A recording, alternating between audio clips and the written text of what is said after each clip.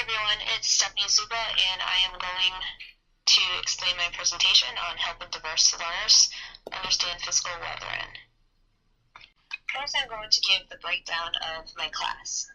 I teach a 4th grade classroom that consists of 22 students. There are 12 girls and 10 boys. All students come from a low socioeconomic family. 2 students have IEPs for reading and math and receive daily support from a resource teacher 4 days a week for 30 minutes. 6 of the students receive daily reading support from the reading specialist. 2 of the 6 have a 504. 5 students were ELL learners and have exited the ESL program last year after passing the Access test. The majority of my students speak another language at home, 77% to be exact. The most common languages spoken by the students at home are Spanish, Creole, and Portuguese. The first girl that I am going to talk about is Angel Lynn, who is from Puerto Rico. Angel Lynn was in a sheltered ESL classroom for the past 3 years. Her fluency is currently below the benchmark, and it takes her time to process information. Her vocabulary word bank is weak. I will present the lesson of fiscal weathering in a variety of ways, orally, visually, graphically, and auditorily. In order to build on her vocabulary, objects and tools will be labeled. New vocabulary will be taught before introducing the content. Vocabulary will be reviewed and reinforced during the content activities. I will encourage her to use word bank that is posted on the wall, which is translated in her native language, Spanish. Angel Lynn is encouraged to use a Spanish-English dictionary to learn and confirm word meanings. I will use realia such as magnifying lenses, granite, conglomerate rocks, jaws, paper plates, etc. in order for vocabulary to become real and tangible. During whole group discussion and share-outs, Angel Lynn is given wait time, and this will allow her to process her questions and respond. I will also rephrase questions and information if she does not understand the first time. She also benefits from cooperative learning groups. She loves to interact with her peers. Working with others can clarify any misunderstandings that she may have. She needs many opportunities to talk, use new language, and to share her ideas aloud. Her proficiency levels are listed below. The second student that I am going to describe is a boy named Damien. Damien is a student who speaks Creole and English. He is 2 grades below the benchmark in reading. Damien receives Tier 3 reading support 5 days a week for 40 minutes due to low-level fluency. He also receives extra help after school 4 days a week for about an hour. I have Damien speak with both English and Creole speaking peers to reduce anxiety of participation.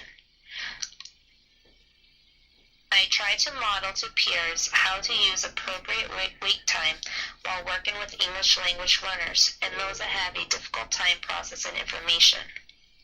He tends to struggle with organizing his thoughts and putting them down on paper.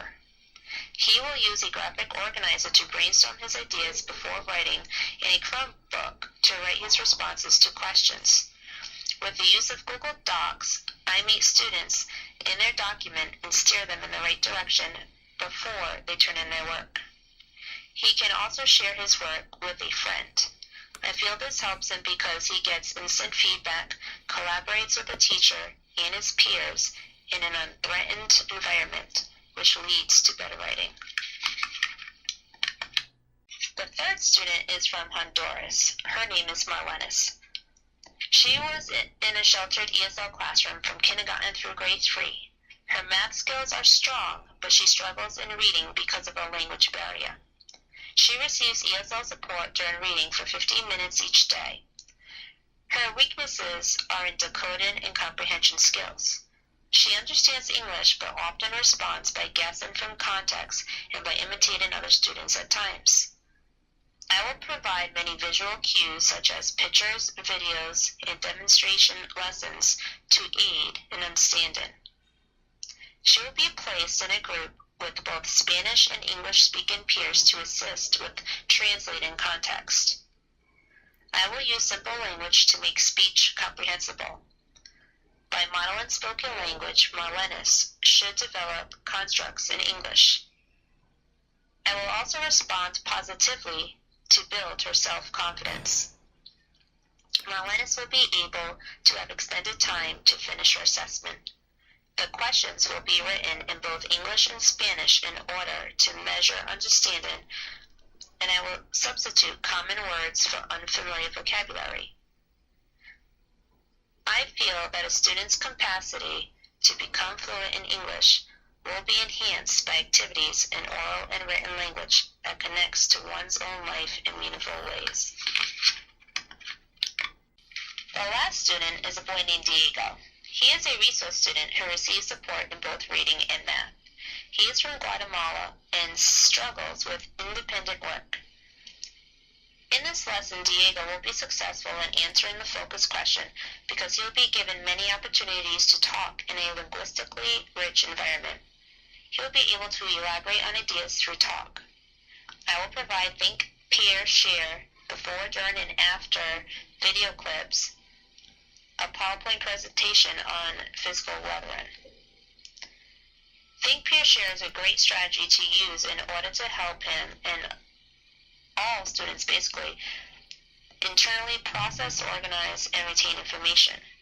By sharing his ideas, he has taken ownership of his own learning instead of relying on myself solely. Diego struggles with putting his thoughts on paper. He will also use a graphic organizer to help him understand and remember the information better. He will be able to use pictures from the word wall that is also translated in his language, Spanish, to help him associate them to concepts and new words learned. Diego will be assessed in several ways: through observations, the scientist's notebook, graphic organizers, discussions during experiments, and by using a fill-in-the-blank versus open-ended questions test. He will be able to use his notes and materials to complete the assessment. The language objectives that I chose for this lesson are: 1. For speaking, students will be able to orally describe the process of physical weathering that break down rocks at the Earth's surface. For reading, students will be able to read texts and slides of physical weathering. For writing, students will be able to summarize in writing one or more processes that break down Earth's materials. And lastly, for listening, students will be able to listen to examples of physical weathering through text, YouTube videos, website resources, power slide presentations, and collaborative work with peers.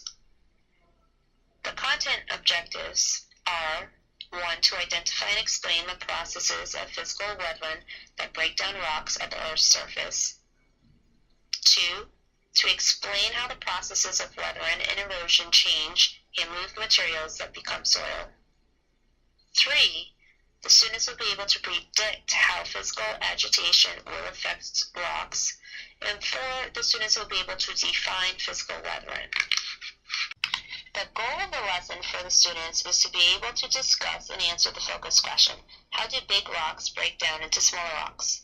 In order to answer this question, the class will watch video clips, activate prior knowledge, look at a slideshow lesson, website links, and work in collaborative groups. The students will reflect on their learning using the scientist's notebooks and by completing an exit ticket. The exit ticket will ask them to pretty much demonstrate what they have learned and to jot down any wonderings that they still have about the lesson. The students will be able to share their findings through turn-in talks, launch new vocabulary, and by conducting an experiment or two. Students will begin to explore how large masses of rock break into smaller pieces. The students will tumble rocks and freeze water to see how these two types of physical weathering can break rocks. By the end of the lesson, students should be able to describe weathering as a process of rocks and minerals breaking down at or near the Earth's surface.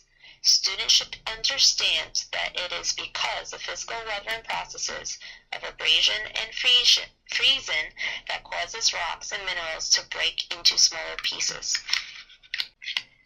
For the remaining slides, I am going to talk about different strategies that I feel that will benefit my diverse learners in this classroom to be successful with this lesson on physical weathering.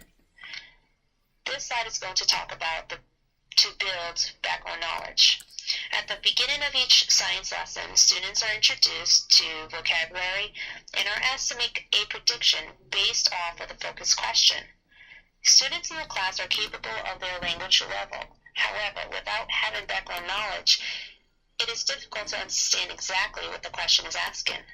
So students will watch a video clip on physical weathering, which entails some of the experiments that they will perform in class. Utilizing and combining graphics, videos, and audio can address varied styles of learning in a more effective way and be a tremendous support to our English language learners. Next, I will brainstorm and chart responses orally through whole group. I will have students discuss what they observed through the video clip orally, trying to explain what physical weathering is and how it occurs. Brainstorming using graphic organizers will build on their knowledge in science vocabulary. I will use the Elmo and Chromebook to record responses so all students can not only hear but also see the information. The information collected will be shared to the class via Google Docs so they can review the responses when needed. I like to include a lot of manipulatives in my science lessons. I feel that they appeal to kinesthetic learners who need more hands-on approaches. I can informally assess students working in groups using these manipulatives as a means for students to demonstrate their knowledge without having to use language. I feel that my students are able to show me their understanding by doing. This also allows them to retain information better. The next step would be to test the validity of a student's inferences by conducting experiments. The class is divided into smaller groups of 2 to 4 for the purpose of discussing what they believe is taking place.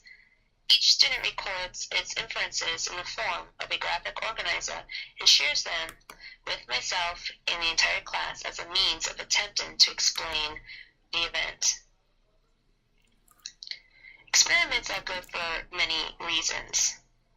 I feel that it encourages discussion. They can talk about what they see, feel, taste, hear, smell, and discover. They are able to predict, which allows them to discuss the possibilities of what will happen in the experiment. It leads to many questions. It encourages curiosity and for them to ask their peers what is happening. They get to explore the natural environment and what is around them. They can use their 5 senses. For example, in the last experiment, they were able to smell the vinegar as it evaporated into the air and left crystals in the evaporation dishes. They get to touch and feel the texture of the different rocks and soils that they are utilizing. It is also good for problem solving. How did the rocks break into smaller pieces? And it also allows them to explore cause and effect through various materials. Experiments are very good for my students, and they develop an inquisitive mind. Visuals will be used in the lesson in order to clarify content for my English language learners and to make it easier for them to remember science content. I will use pictures, drawings, videos, scientist notebook, and graphic organizers to represent information on physical weathering. This will allow the students to learn a plethora of information in a linguistically simple way. Visual learners will gain a solid grasp of key concepts by creating mental images of things and seeing what they look like in action. My students will work in small groups for this lesson. Small groups allows them to construct knowledge through the interaction with peers.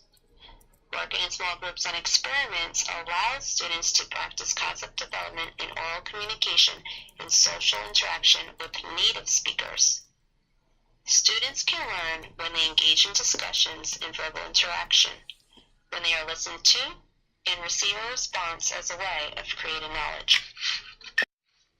As an extension, I will have my students walk around the school grounds and neighborhood and point out evidence of weathering. The goal of this is for the students to notice firsthand how parts of buildings and surrounding earth have changed over time. Hopefully they will discover some of the foundations that have been shifted, or the concrete and bricks that have been worn down, the sidewalks that are buckling, and potholes that are in the middle of our streets. My students will also be able to research further information on physical weathering with the use of their Chromebooks and share out new information learned with the class.